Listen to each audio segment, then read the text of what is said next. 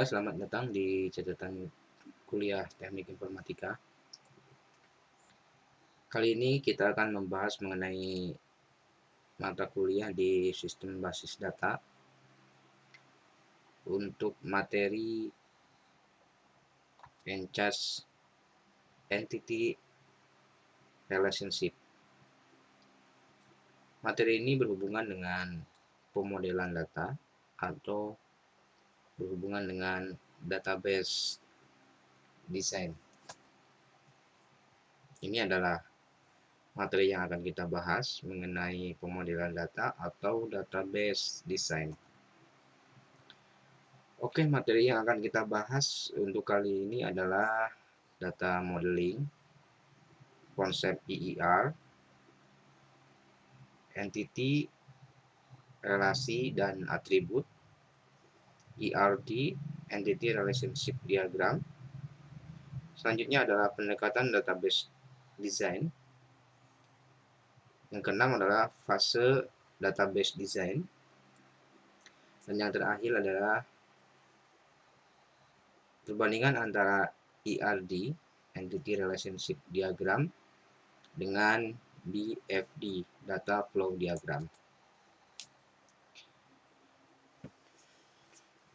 Oke, untuk yang pertama adalah pengertian mengenai EER, Enhanced Entity Relationship. Yang pertama adalah model EER adalah model entity relationship yang ditambah kemampuan semantiknya dengan beberapa konsep yang lebih kompleks.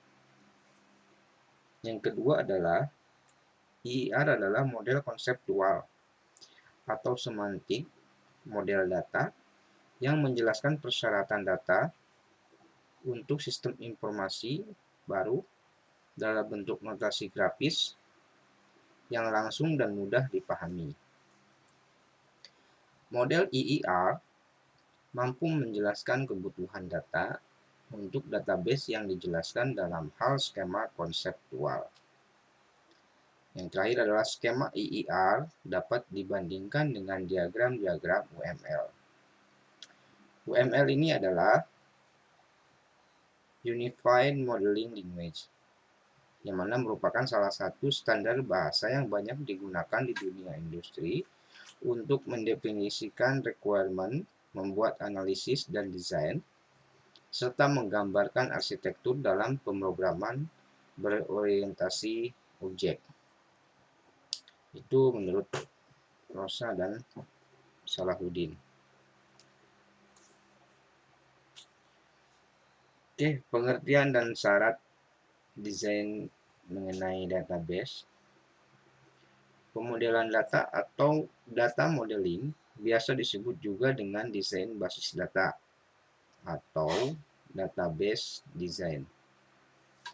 Proses pembuatan desain basis data atau database design harus didasarkan pada kebutuhan organisasi atau user dengan menggunakan suatu sistem database.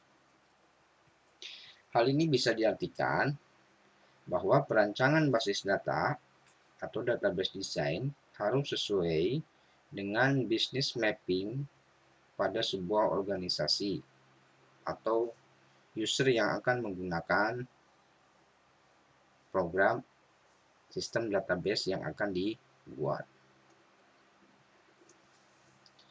Oke, tujuan. Proses perancangan database berfungsi atau bertujuan yang pertama adalah database yang akan dibangun harus sesuai dengan keperluan organisasi atau sama dengan user. Yang kedua adalah sebagai sarana komunikasi antara desainer yang akan merancang sistem database dengan organisasi yang menggunakan sistem tersebut atau biasa disebut dengan user. Oke, selanjutnya adalah entity relationship diagram atau EER.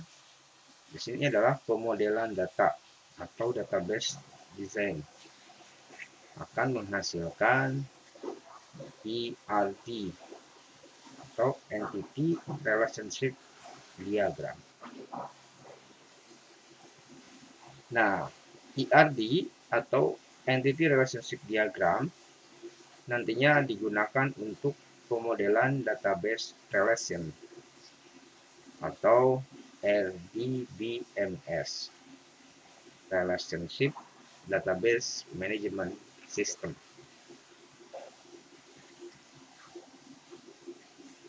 Selanjutnya adalah mengenai relational database atau relasi database.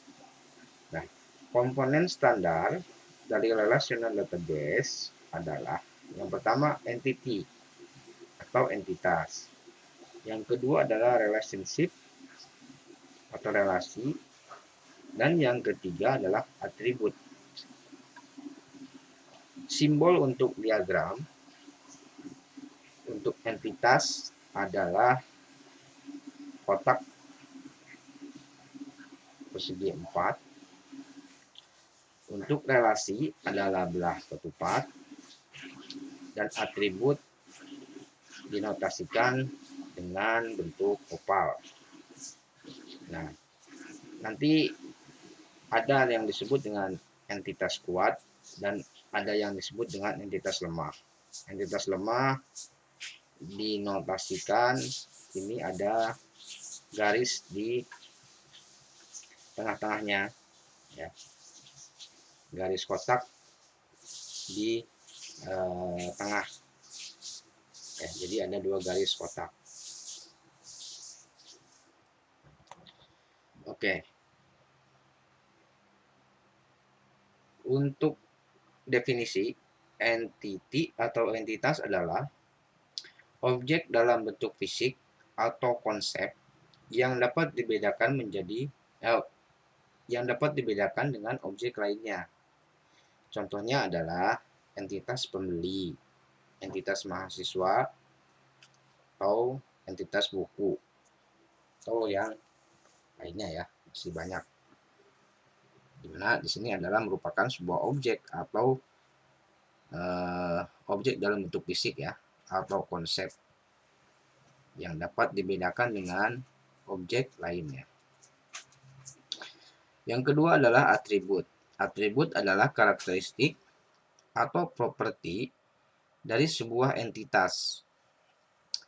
Contohnya, entitas mahasiswa mempunyai atribut NIM, nama, alamat, kota, tanggal lahir, dan lain-lain. Selanjutnya adalah relationship atau relasi. Adalah hubungan antara satu entitas atau lebih. Di sini adalah contohnya, misalkan pembeli membeli sebuah barang. Ya. Berarti di sini pembeli adalah entitas, barang adalah entitas, dan membeli merupakan sebuah relasi antara entitas pembeli dengan entitas barang. Baiklah, di sini adalah contoh implementasi dari grafik atau flowchart, ya, mengenai relationship atau relasi antara dua entitas. Misalkan di sini ada entitas satu adalah pembeli, entitas kedua adalah buku, di mana antara pembeli dan buku itu ada hubungan atau relasi, di mana relasi di sini adalah transaksi atau pembelian, ya.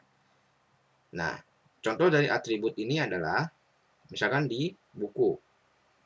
Buku mempunyai atribut harga buku, judul buku, dan pengarang.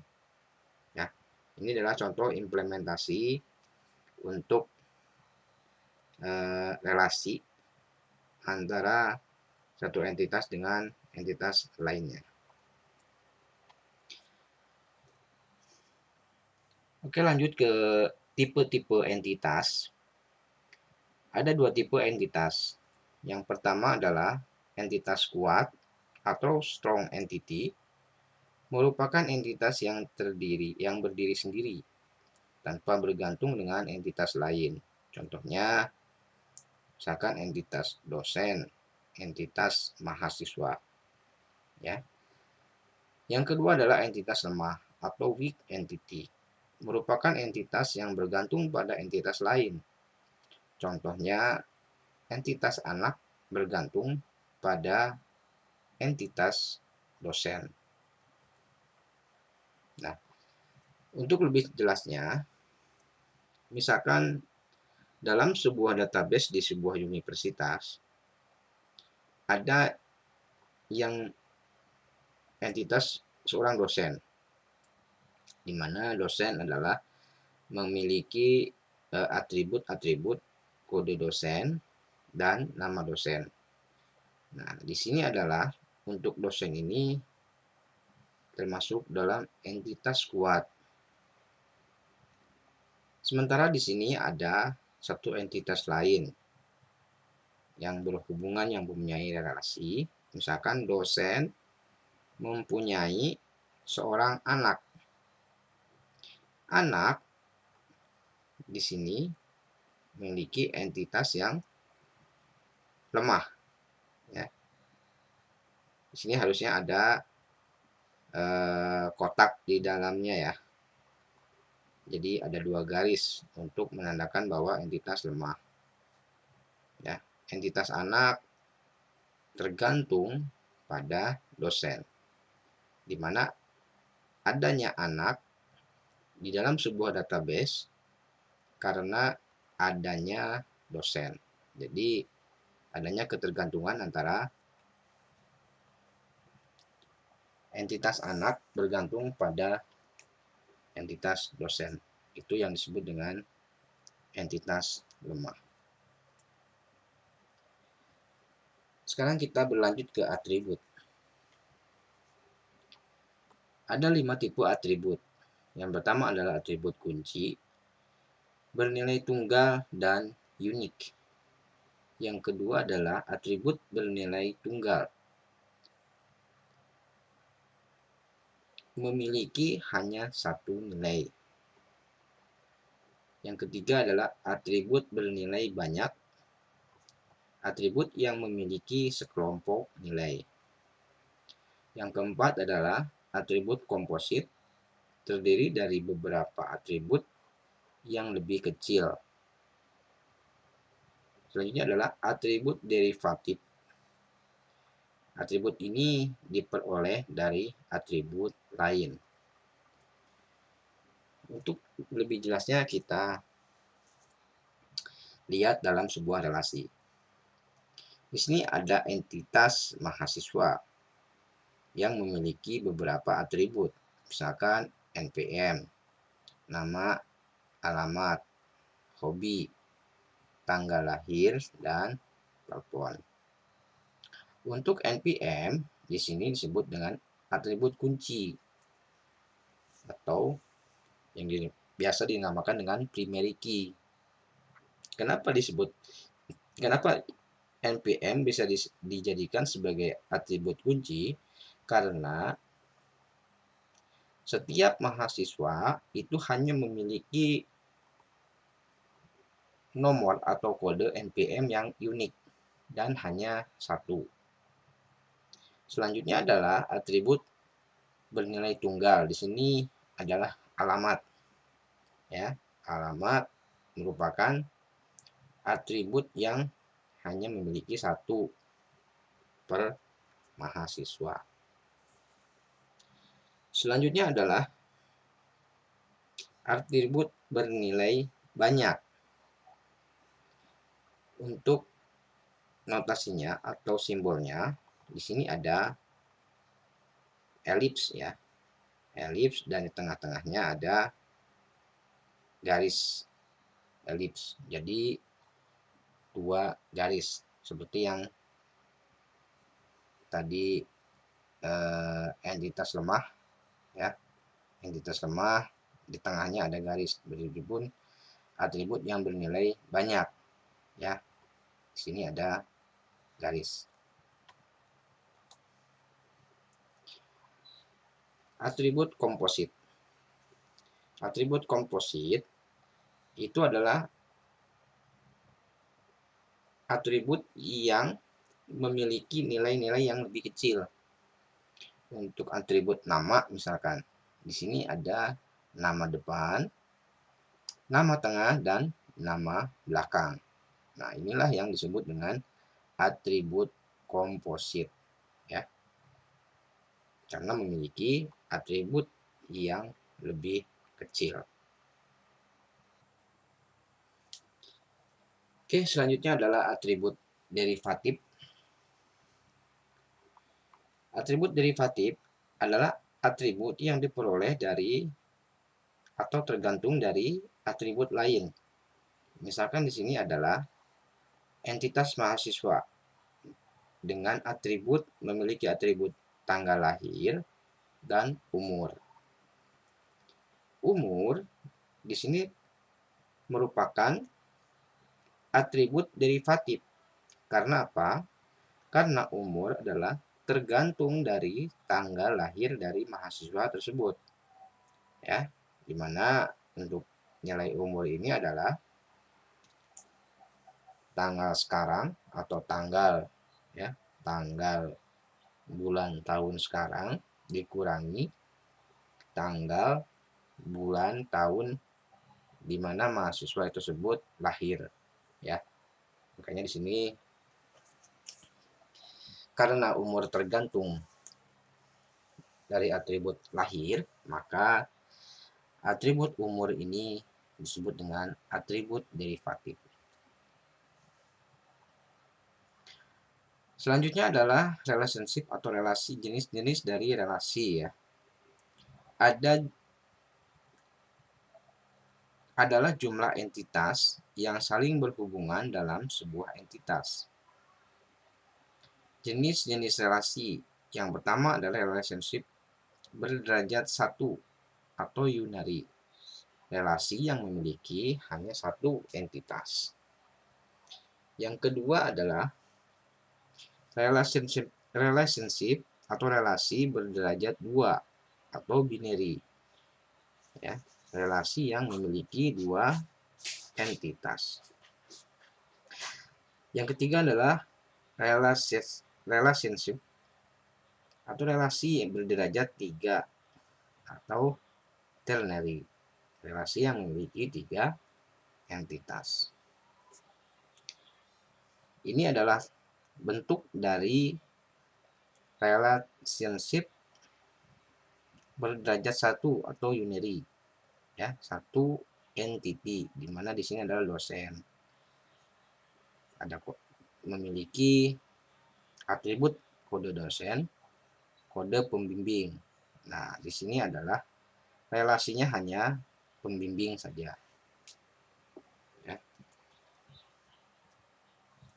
Yang kedua adalah relasi berderajat dua atau binary, di mana dalam hubungan atau relasi ini ada dua buah entitas, di mana entitas satu adalah dosen, entitas dua adalah mata kuliah.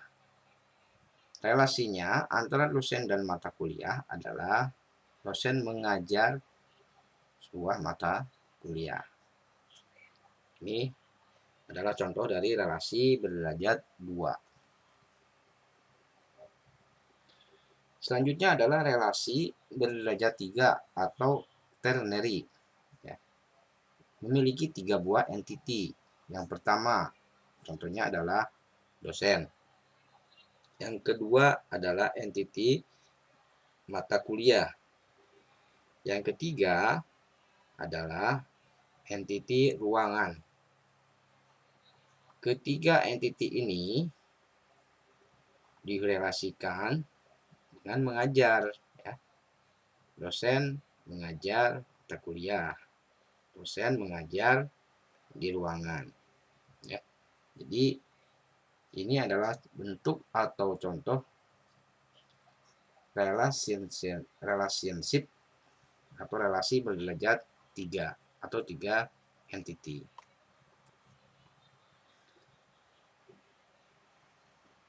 Selanjutnya masih mengenai relasi adalah kardinalitas atau derajat relasi.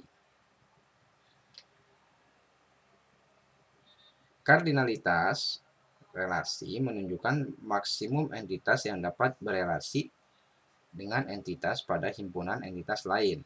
Jenis kardinalitas atau derajat relasi adalah one to one atau satu ke satu.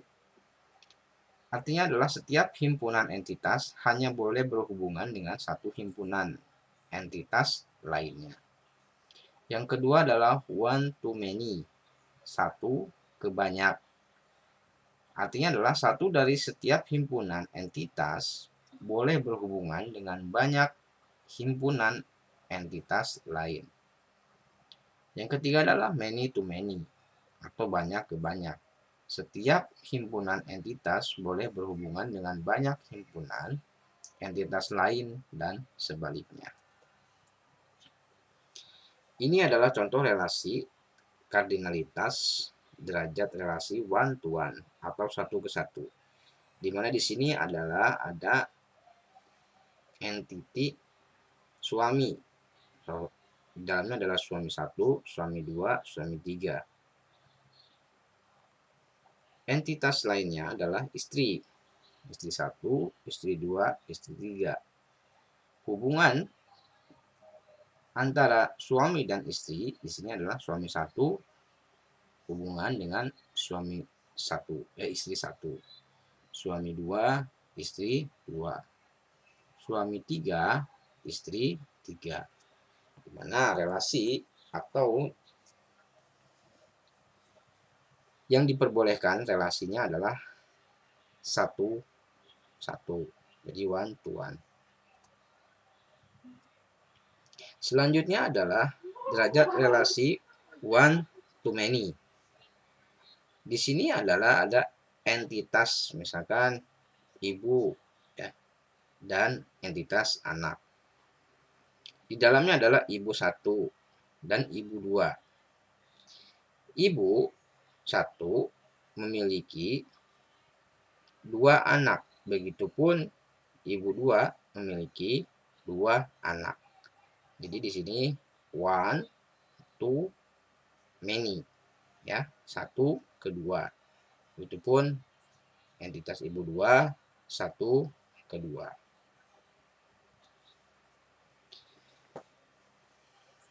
Selanjutnya adalah derajat relasi many to many.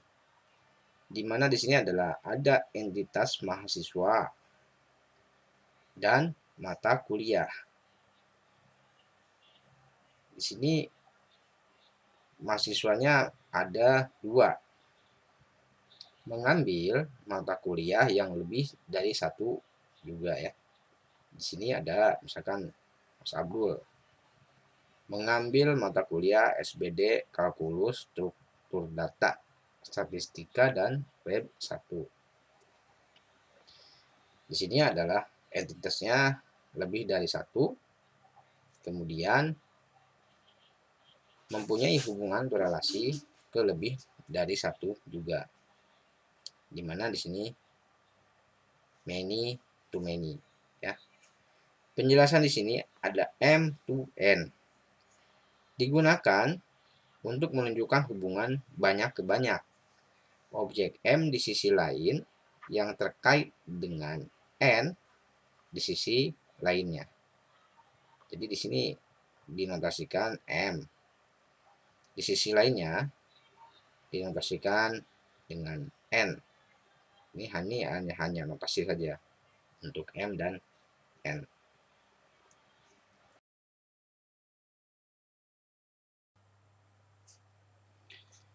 Oke, selanjutnya adalah pendekatan database design.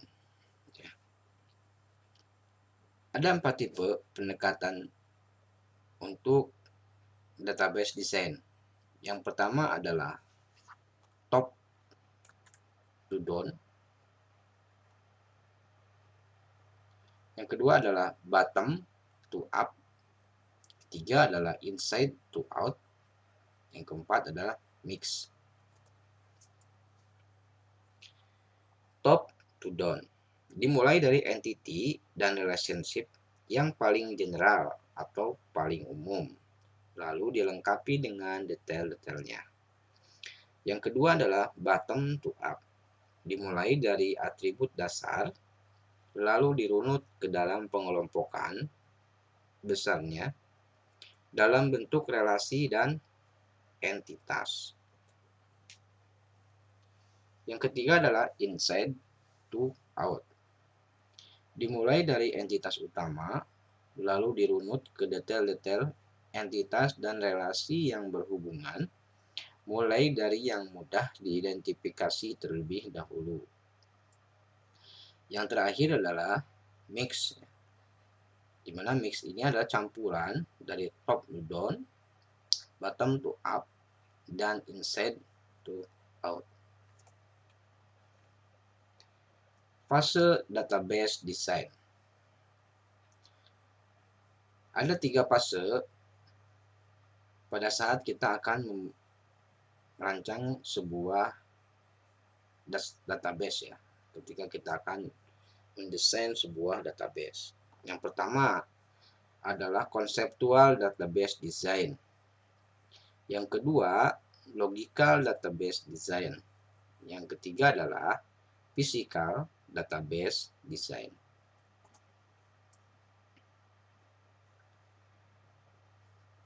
Fase database design. Yang pertama di sini ada hubungan ya. Ada di sini fitur, entity name, nama entitas, entity relationship atau hubungan entitas, atribut, primary key, foreign key, table name, kolom data type.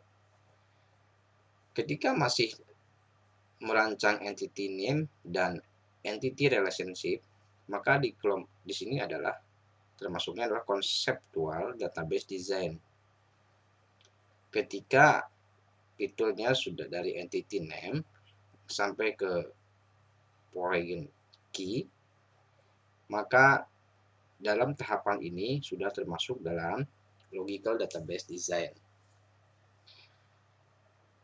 Ketika fiturnya adalah sudah mencapai primary key ke kolom data type, maka ini adalah sudah termasuk physical database design. Apa sih yang dimaksud dengan conceptual database design? Ini adalah merupakan pemodelan data yang masih berupa konsep atau merupakan versi model yang paling sederhana ya, yang masih berupa konsep-konsep, draft-draft, itu termasuk dalam conceptual database design. Selanjutnya adalah merupakan desain paling awal untuk memetakan atau mapping user requirement ke dalam model data ya. Jadi di sini ada penelitian awal ya mengenai fase desain awal ya. Untuk misalkan mengumpulkan data, memetakan mapping dari user yang akan membuat sebuah database ya. Nah, di sini adalah conceptual database design. Jadi hanya sebagai draft awal saja. Misalkan catatannya di sini adalah atribut yang dimunculkan dalam desain biasanya atribut yang dianggap penting. Jadi hanya yang umum-umum saja. Misalkan di sini adalah bank, di sini ada relasinya cabang. Di sini adalah bank cabang ya. Di sini memiliki atribut. Terus di sini adalah entity rekening dari bank, cabang-cabang, terus relasi ke rekening. Terus dari rekening relasi ke nasabah ya. Di sini ada pinjaman dan sampai ke nasabah. Ini hanya gambaran umum saja. hanya sebagai mapping dari proses yang akan dibuat database-nya. Oke, yang kedua adalah logical database design. Tahapan ini merupakan fase untuk melengkapi detail-detail model dari ERD-nya atau Entity Relationship Diagram. Hasil dari logical database design adalah ERD atau Entity Relationship Diagram yang lengkap dengan primary key dan foreign key. Ya. Jadi di sini sudah kita dalam tahapan logical database design ini sudah ada namanya primary key dan foreign key. Sini adalah contohnya ya. Contohnya ada beberapa entity ya. Adanya hubungan antara satu entity dengan entity lainnya ya. Ini adalah entity satu berhubungan dengan entity lainnya. Entity selanjutnya ya. Jadi hanya masih berupa antar hubungan atau masih konsep ya. Adanya hubungan antara satu entity dengan entity yang lain. Yang ketiga adalah fase database desain. Yang ketiga adalah physical database design atau desain fisik ya. Pada fase ini, desain sudah mengikuti software DBMS atau Database Management System yang digunakan, seperti Oracle atau Microsoft SQL Server. Jadi dalam tahapan ini kita sudah menggunakan software. Jadi penyusunan entitas, tabel-tabel ini sudah disusun di DBMS ya, Database Management System.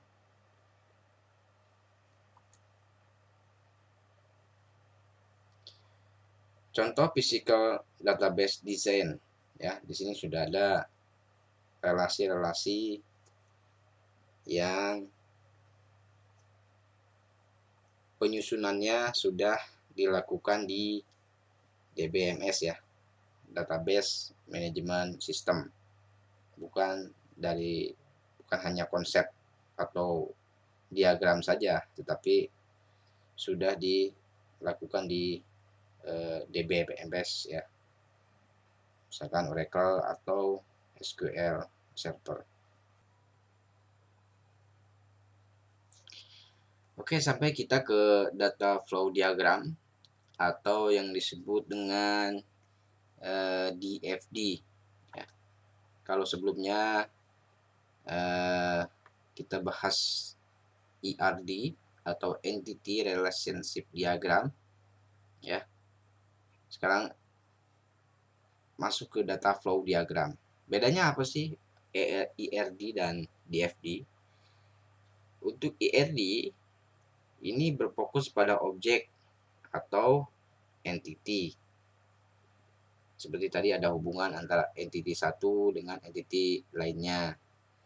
Sementara untuk DFD, data flow diagram, ini berfokus pada aliran proses aliran data ya.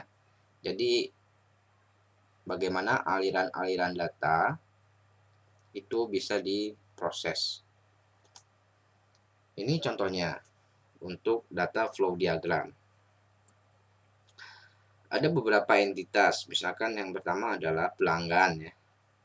Yang kedua dapur. Di sini hubungan antara proses maksudnya data flow diagram mengenai proses pemesanan makanan. Misalkan di sebuah restoran ya. Di sini ada tadi entitas ya, entitas dapur dan entitas manajer restoran. Di sini ada beberapa proses ya. Misalkan dari yang pertama adalah pelanggan. Pelanggan di sini ada memesan ya, pemesanan dari pelanggan ke sistem pemesanan makanan. Di sini diterima pemesanan dari sistem pemesanan makanan, itu dikirim ya ke bagian dapur untuk menyiapkan menu sesuai dengan pemesanan pelanggan. Setelah selesai dari dapur, menu selesai, dan di feedback ya ke pelanggan. Sini ada panah ya. Ini artinya ada aliran proses. Selain itu ada proses pelaporan ke manajer restoran.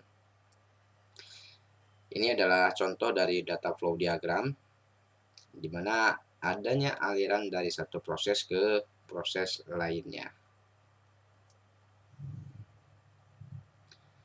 Sekian saya kira untuk